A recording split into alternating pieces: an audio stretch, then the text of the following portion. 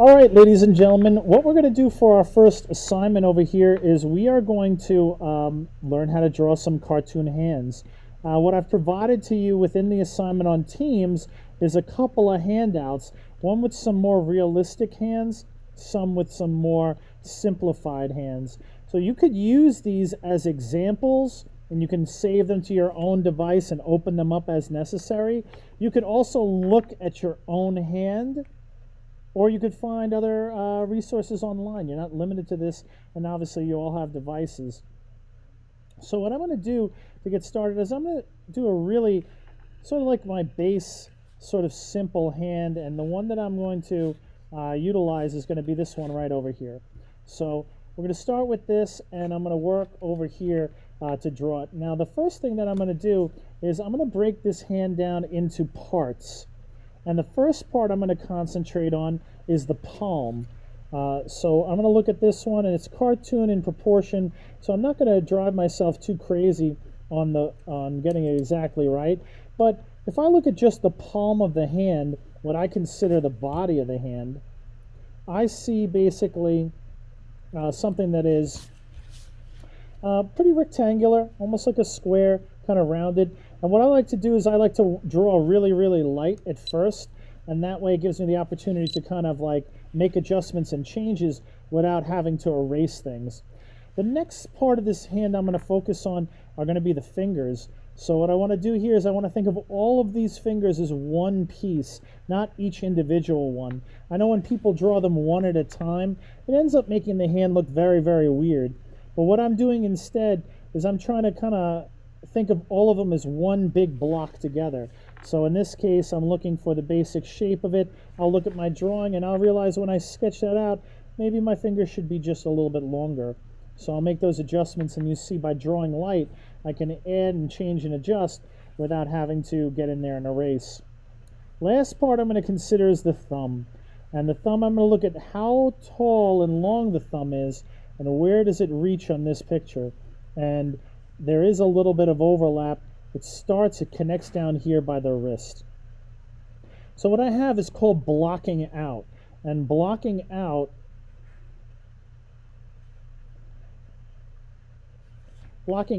is laying out the basic layout of the drawing before you start working on any details. A lot of people like to just draw the outside edge of these things, and that's where you get that sort of turkey looking kind of thing. By blocking out, you're creating like a sort of blueprint of where everything is supposed to go, and then you can spend later time on details. Now for the fingers, I realize I've only drawn this like it's a mitten. I want to kind of divide the space up for the fingers. I realize I'm going to divide this space in half, and then divide the halves into halves. And now I have a basic layout. If I don't like that layout, I can erase and change things, but if I think it's good, I can spend a little time and start adding some of the other pieces. Now, by drawing lightly like this, I have everything out in front of me to begin with. That way, if I don't like something, I can come back and erase it. If I do like it, what I'll come back and do is I'll start redrawing it using this darker sort of what I call a contour line finish. Now, you'll notice that when you do it like the way I'm doing it, those little guidelines all disappear into the background. And as you're working, you can always make decisions and change your mind as far as how something looks. Doesn't necessarily have to follow your blueprint exactly. This is just to give you a basic sense of where things are going to go, and that way you can then spend all the time you want on details. And if you notice, I didn't really erase too much. All that guideline stuff has sort of disappeared into the background, and I have my first basic hand. This may not be a very difficult hand to draw, to get out like this, to have to break down. But when you go into more complex things like what you're seeing over here, you're going to find that breaking them down into individual shapes is more helpful. Again, I'll start with the palm. Okay? And I'm going to look, and it's kind of a roundish shape. A little squared off, but round edges. And that's my palm. Now the next thing I did was the fingers. But if you can see the way this is situated, I've got these two up and these two down. These fingers that are down, they overlap this hand. So what I want to do is maybe create a sort of shape that will kind of fill up those two that overlap.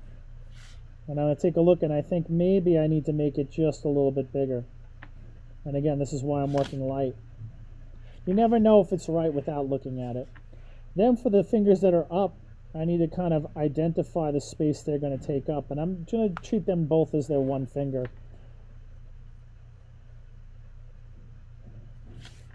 Then my thumb, I could see my thumb is overlapping this palm.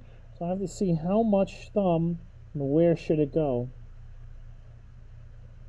And again, I'm drawing everything light because I want to kind of map things out first. And this way you can see I'm sort of making adjustments as I go along. Instead of trying to draw these fingers, I want to draw this shape in between it. And right now, without having spent a lot of time on details, I can kind of tell whether this looks right or wrong. If it doesn't look right, I can erase it and change it because I didn't spend half an hour drawing one finger and everything else like that. And if I think it looks good, that's when I can start coming in with my darker contour line and sort of try to identify now the real exactly right part of this thing. And again, I'm going to draw a little bit darker. I'm a little bit more confident about what I'm drawing because I know where it's supposed to be and I have a sort of idea of where it's supposed to fit. And you might find that, the details might take you a lot of time, but the details aren't really important if you're not putting them in the right place. And, again, a little hand over there, breaking it down into shapes and everything else like that. Let me switch over to a slightly more complicated hand. And you might think, well, there's a lot more to do here, and it might be very complicated, but again, if you break these things down into shapes, you can make them easier. So I'll go with this little kind of like pistol looking grip, and I'm going to see, and first I'm going to look at the palm, and I'm going to look, and when you're doing a more realistic hand, the important part is, take your time and try to be more accurate with the shapes that you start off with. So in this case, I've got my sort of slanted, like squarish kind of shape, which is going to represent the palm. Now, when I look at most of these fingers are together and folded over. So what I want to do is, again, look at that shape and try to identify where all of them are going to fit and treat them as one big block. I've got that index finger that's sticking out, and all I can really do is try to draw it, and then I can, if something's on the piece of paper, then I can judge, does it look too long or too short, and make my adjustments. Then my thumb, again, it sort of connects at the bottom of the hand, and then getting that angle. It's all about putting something down on the piece of paper first. Now, to do these fingers over here, I wouldn't try to draw each one individually. First, I would try to kind of divide the space up so I know where they're supposed to fit. And looking at the picture, I realize this top one takes up more space than the bottom ones.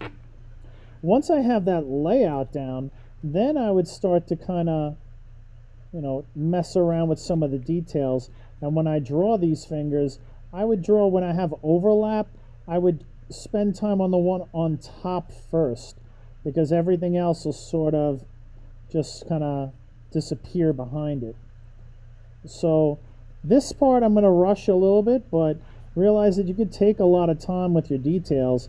But once you have those things in the basic layout, that blocking out, once you've blocked out where they're going to go, the details are an easier thing to do because you know where they go, you know how big they're supposed to be, and you can always adjust them and change them a little bit since you have the whole layout of the drawing out in front of you.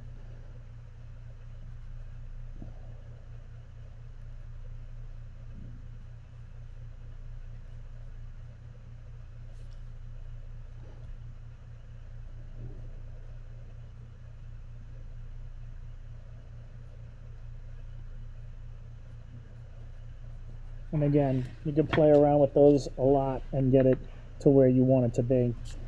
So by blocking out, by adjusting your shapes, no matter what you're working with, you can pretty much draw any hand you want. Again, it's all about laying out that first basic shape and trying to, again, keep it to just simple forms. In this case, you may not have the fingers in the same sort of configuration as the other ones, but even though they're all jumbled up, by starting off with basic shapes, I can slowly figure out what my layout is going to be. Now, I've had a lot more experience doing this than you, but I still make mistakes and still have to judge things. How do you know what you're drawing is right? I never do until something's on the paper. And once it's on the paper, then I can see, well, that doesn't look right. You all know when a drawing doesn't look right. You all know when there's mistakes. You all have that ability. You don't have to be a great artist to be able to see what's wrong. The real difference from being a good artist to a great one is when you know it's wrong, getting in there and fixing it. And sometimes people just aren't confident to go back into their drawings and try to fix something.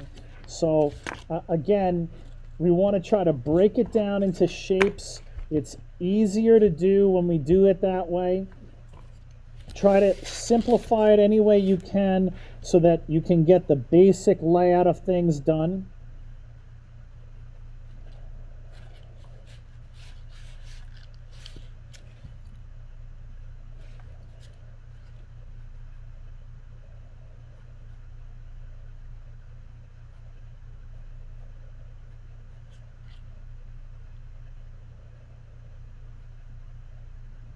And by doing it the way that I'm doing it, it can give you the tools to do much more complicated drawings.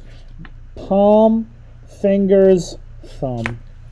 So that's my demo. You could see in a short period of time that I was able to do 4, almost 5 hands completed. And that's what I'm asking of you guys, is on a sheet of paper to draw me 5 different hands. Don't draw the same one over and over again. When you're done with this and you've done your 5 hands, you're going to take your phone, take a photograph of your work, and then you'll submit that photo as the finished product.